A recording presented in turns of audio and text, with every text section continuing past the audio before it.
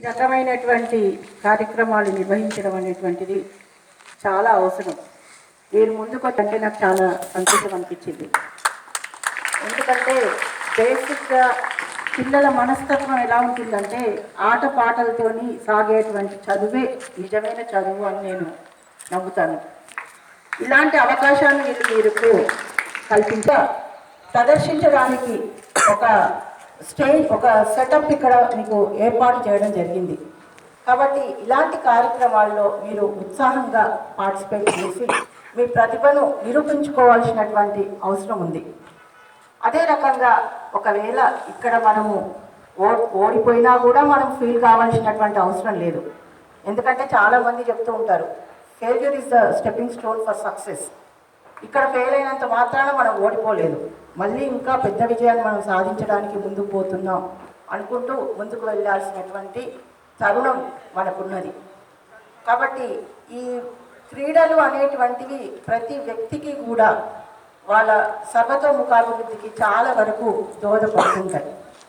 ఎందుకంటే physical fitness ఉంటేనే మనం ఏదైనా కూడా చేయడానికి అవకాశం ఉంటుంది.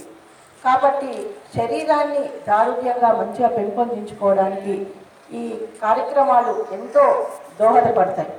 అందుకనే మీరు మన కరికులంలో ఇప్పుడు కనుక చూసినట్లయితే ఫిజికల్ ఎడ్యుకేషన్కి కూడా చాలా ఇంపార్టెన్స్ మనం ఇస్తూ ఉన్నాం.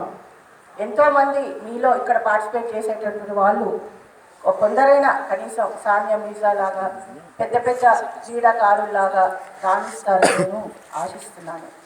Thank you. Thank you very much madam. ఇప్పుడు ఈ భాష్యం జూనియర్ కళాశాల ప్రిన్సిపాల్ గారు దీని గారు ఇక్కడికి ఇచ్చేసినందుకు ధన్యవాదాలు తెలుపుతూ వస్తాను.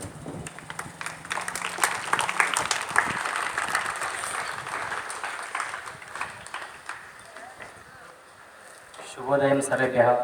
ఇక్కడ వేదికపై ఉన్నటువంటి వికారాబాద్ జిల్లా ఈఓ మేడం గారికి, అదేవిధంగా digital director Gauri Shankar sir గారికి, మరియు ఇక్కడ ఉన్నటువంటి పీఈటీ బృందానికి, విద్యార్థులకు నా హృదయపూర్వక నమస్కారములు. మేము అతి తక్కువ సమయంలోనే ఒక 4-5 డేస్లోనే ఈ యొక్క ప్రణాళిక సిద్ధం చేసుకోవడం జరిగింది.